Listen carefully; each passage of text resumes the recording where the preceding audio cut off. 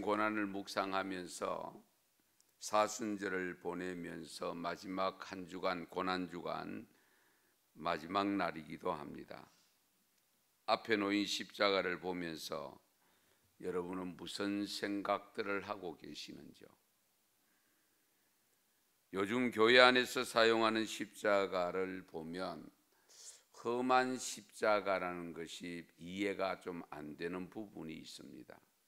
전부 다듬어진 아름다운 십자가.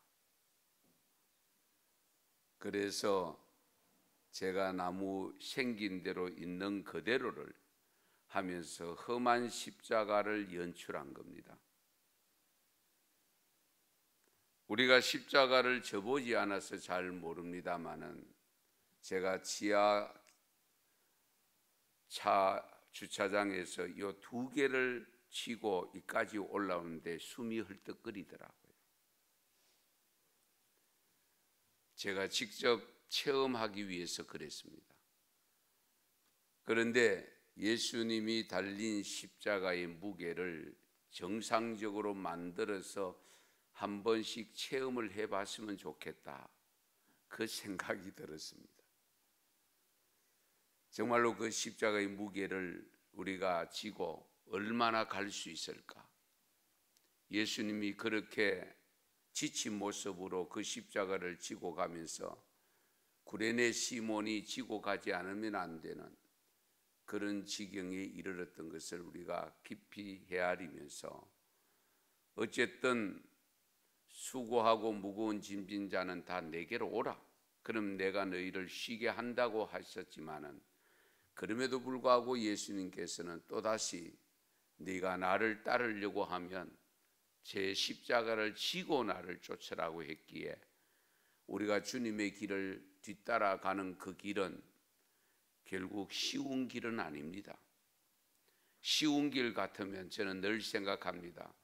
내한테 돌아올까? 다른 사람, 앞서가는 사람이 얼마나 많을 텐데, 그렇잖아요. 좋은 길, 쉬운 길 같으면은 내한테 돌아올 게 없지 않느냐. 어렵고 힘드니까 내한테 돌아왔지, 그 정도가 되었지. 우리가 이 점을 생각하면 정말 질 수 있는 것도 감사하셔야 됩니다. 그렇잖아요. 아무리 지고 싶어도 힘이 없어 못 지는 경우들이 있잖아요. 그런데 지고 갈 수 있다고 하는 것만으로도 한편으로는 또 감사해야 되잖아요. 우리 예수님께서 십자가를 지면서 우리 인생들을 여러 가지로 섬겨주셨는 것을 지난 6일 동안 말씀을 드렸습니다. 세상 죄악을 위한 섬김이었고, 세상의 절망과 죽음을 위한 섬김이었고, 세상에 깨어진 관계를 위한 섬김이었고, 세상의 고통과 상처를 위한 섬김, 그리고 세상의 굶주림과 목마름을 위한 섬김, 그리고 세상 영적 전쟁을 위한 섬김이었다고 말씀을 드렸습니다. 이 위의 것은 사실은 우리 예수님이 세상에 오신 목적이 맞기는 합니다마는, 그러나 예수님이 세상에 오신 궁극적인 목적은 아닙니다.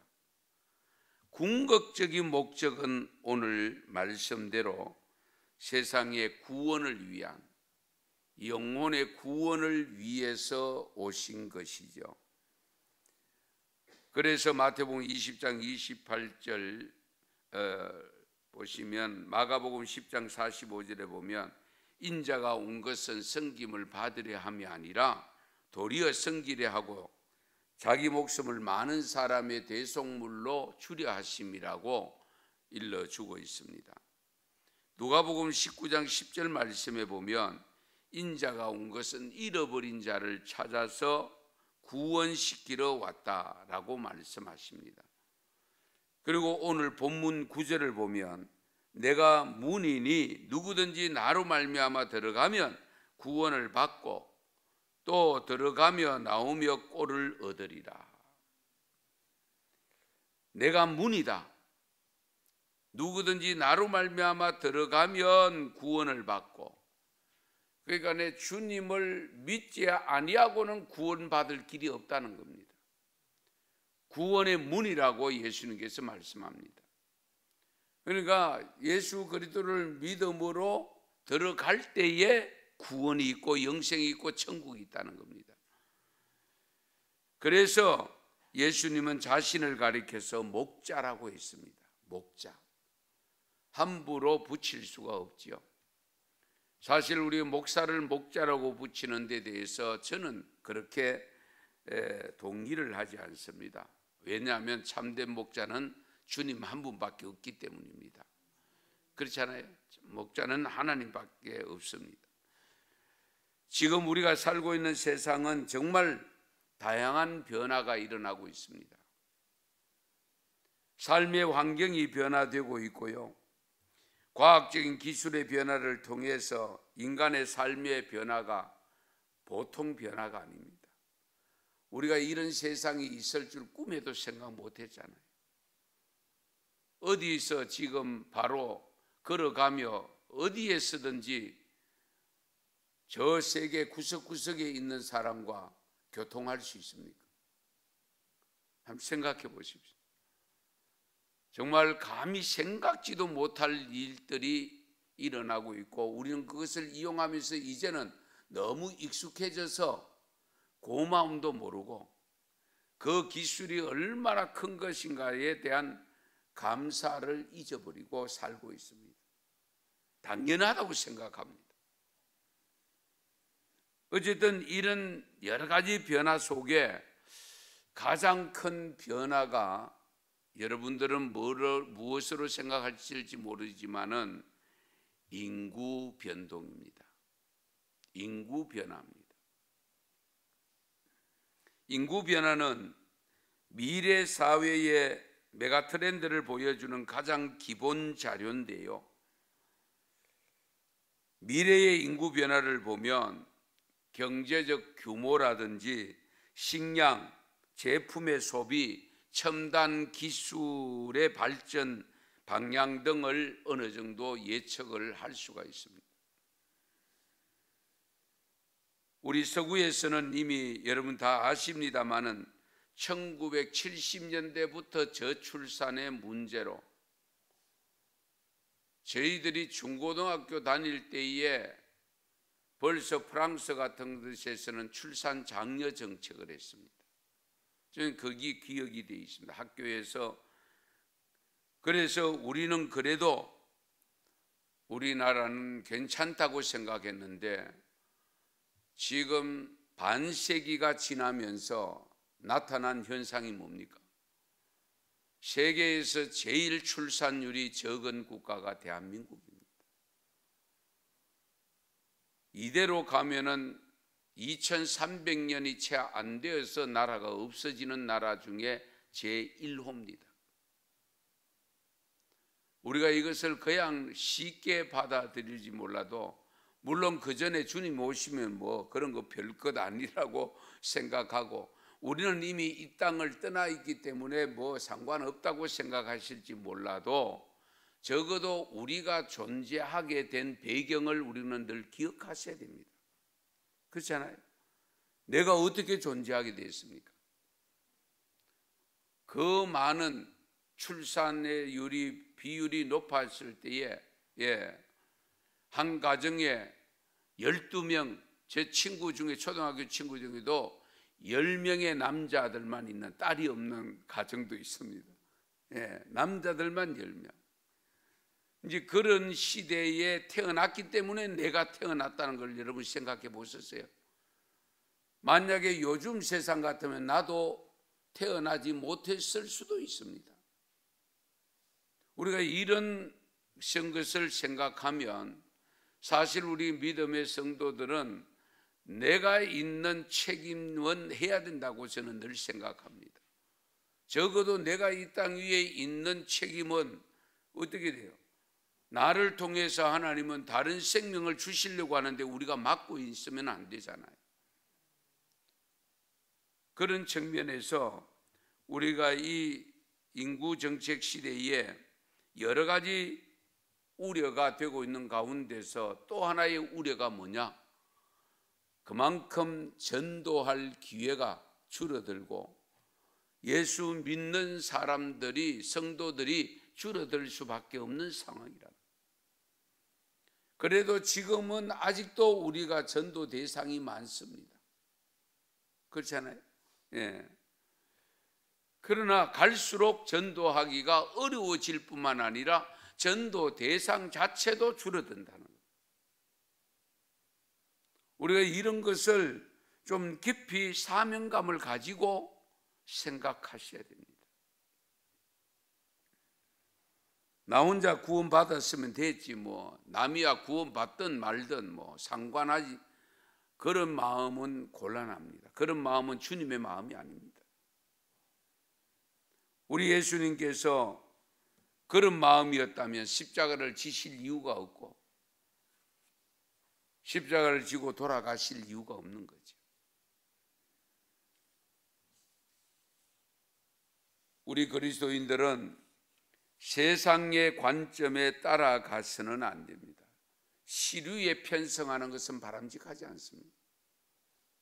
제가 늘 자주 인용하지만은 우리는 로마서 12장 1절 말씀을 늘 기억하셔야 됩니다. 세상을 본받지 말아야 됩니다. 세상을 거슬러 올라가야 됩니다. 우린 자꾸 시류에 편성해서 가려고 하는 유혹을 받습니다.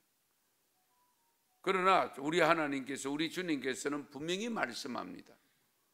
너희가 세상을 따라가면 안 된다고 일러줍니다. 자, 그러면 우리가 살아가는 삶의 가치를 판단할 때에 여러분, 물건의 가치는 그것을 얻기 위해서 치러진 값으로 환산이 됩니다. 그렇잖아요. 그렇다면 모든 사람은 적어도 예수 그리스도의 피공로로 저와 여러분이 구원을 받았습니다. 우리가 이 값을 따지면, 그래서 우리 한 생명은 천하보다 귀하다고 했습니다. 천하보다 귀하다. 천하를 주고도, 다시 말씀드리면 우주 만물을 주고도 나 한 생명을 바꿀 수 없다는 겁니다. 그렇게 귀한 생명, 그렇게 이 귀한 생명을 아무렇게나 생각하면 안 됩니다. 무가치하다? 아닙니다, 여러분.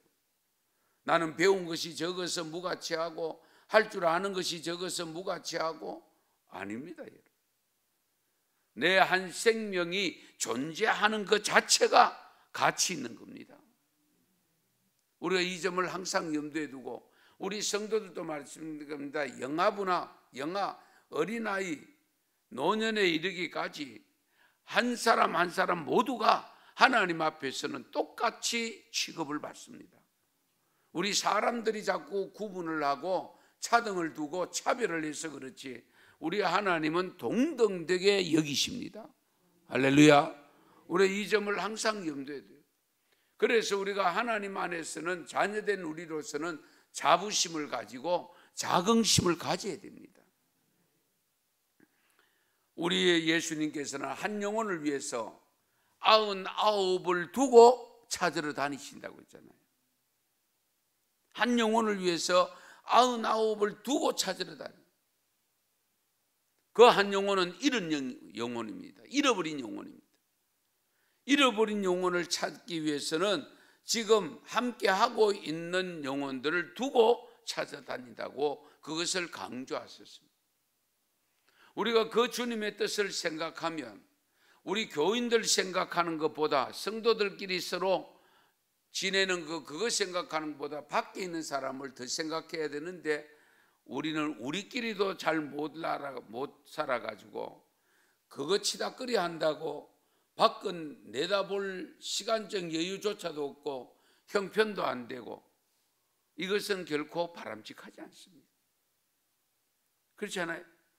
우리가 주님의 뜻을 생각하면 우리는 정말 그야말로 말씀대로 순종하면서 우리가 하나된 모습으로 힘을 합쳐서 그 힘 가지고 세상을 나가서 세상을 바꾸어 가야 될 책임이 있고, 세상에 죽어가는 영혼들을 건져내야 될 책임이 우리에게 있는 겁니다.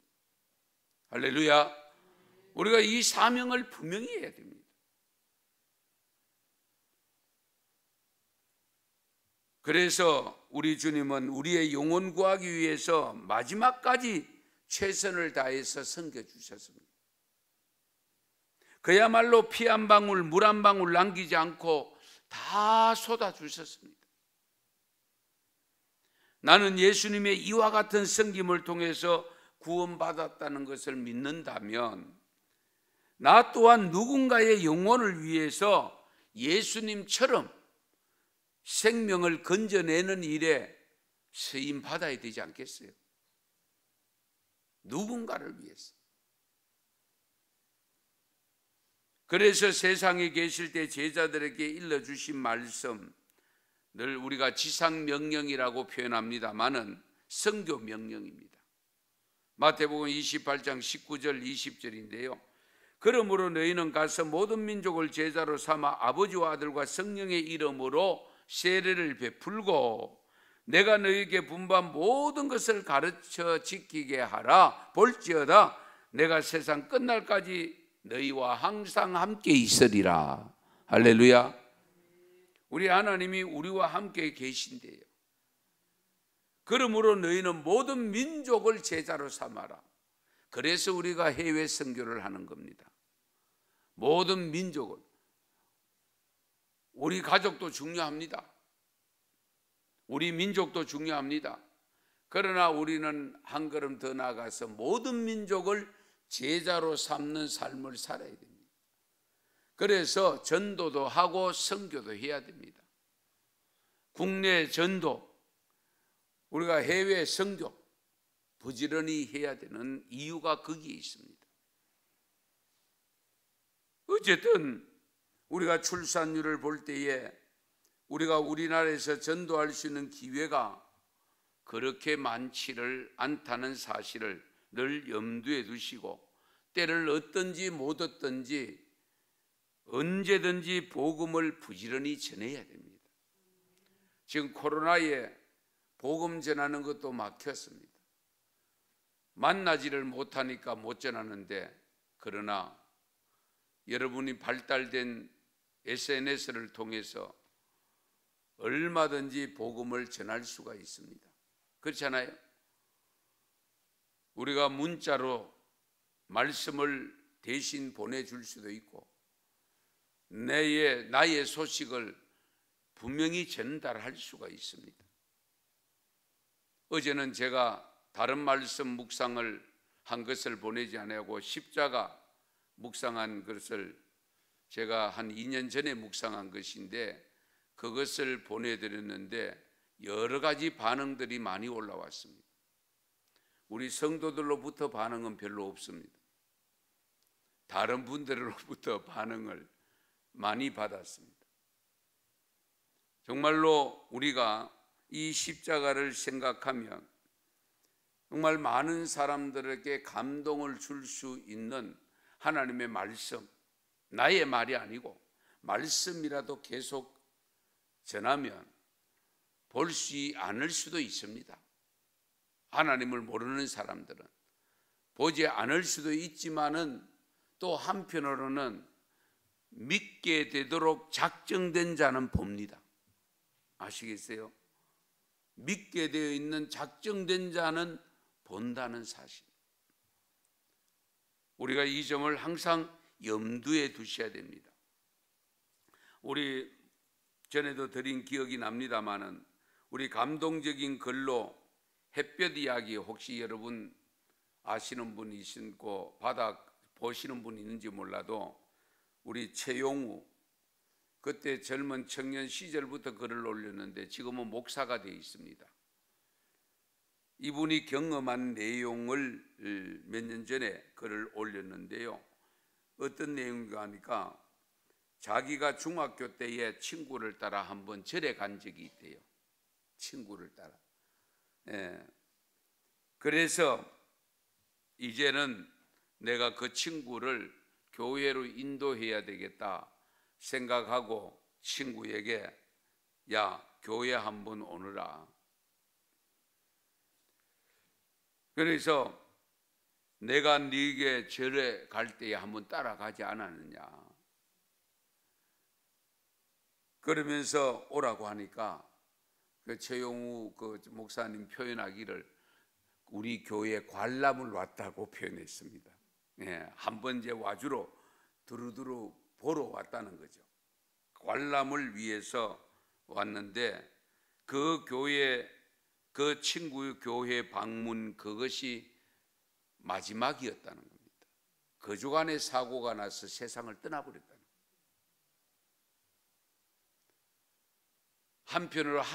한편으로나 한 번이라도 그래도 교회를 오게 한 것은 정말 잘했다고 생각되지만은 온전한 생명으로 전도하지 못한 것이 늘 그것이 후회가 된다는 거예요. 우리는 늘 기회가 있다고 생각되는데 자칫 때를 놓쳐버리면 후회할 일이 반드시 생긴다는 것을 강조했습니다. 이런 경우가 얼마든지 있을 수 있잖아요. 예. 내가 전도하려고 마음만 먹고 계속 해야 되는데 하다가 어느 날 갑자기 보니까 그분이 없어졌어. 내 곁을 떠나버렸어.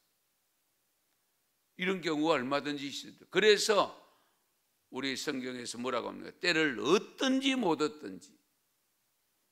그 말씀은 너희들이 정확한 계획을 짜고 계획을 수립해서 하는 것, 그것도 중요하지만은 그냥 전혀 계획 없는 가운데서 만났을 때에 언제든지 복음을 전하라는 겁니다.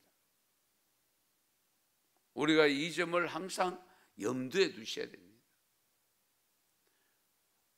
저 어제도 전도사님과 함께 이거 행사를 준비하면 좀 일찍 와서 저녁 식사를 하러 내려갔습니다. 여기 가까이 있는 식당에 가서 오랜만이에요 그러더라고요. 주인이 저를 만나려고 하면 교회 오면 만날 수 있습니다 그랬습니다. 제가. 네. 왜냐하면 그분이 교회 다니다가 안 다닌다는 걸 제가 알았기 때문에. 네. 그래서 우리가 때를 얻든지 못 얻든지 항상 전해야 돼요. 예. 왜냐하면 예수님이 그렇게 해서 그걸 위해서 오셨기 때문에, 그걸 위해서 십자가에 달려 돌아가시기 때문에 우리가 이 점을 항상 염두에 두셔야 됩니다. 죄 많은 우리의 영혼을 구원하기 위해서 당신의 모든 것을 내려놓으셨던 성김의 예수님을 생각하면서 우리도 은혜 갚는 삶을 사십시다. 은혜 갚는 삶을 사십시다. 영혼 구원을 위해서 최선을 다하십시다. 사실 부활절에는 부활신앙을 갖게 하는 초청잔치가 되어야 하는데 그렇지 못한 것이 안타깝죠. 예.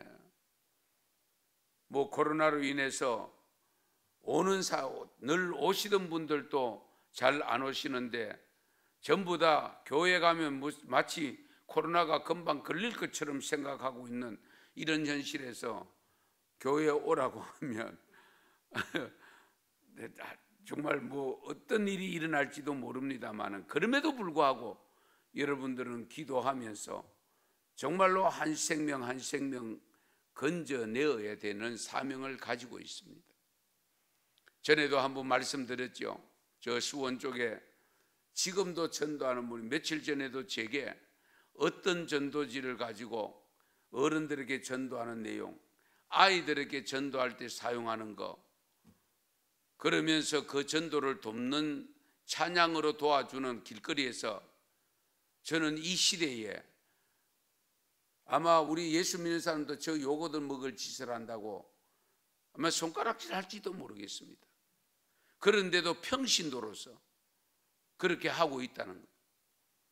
그러니까 어떤 분이 전도하는데 열심히 수고한다고 간식 사다 공개하는 그 장면까지 사진을 제게 보내주셨습니다.